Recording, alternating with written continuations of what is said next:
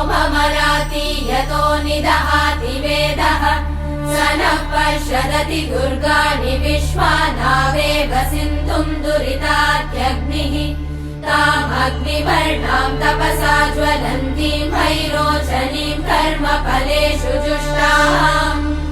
दुर्गाम् देवीगुम् शरणमहम् प्रपद्ये सुतरसि तरसे नमः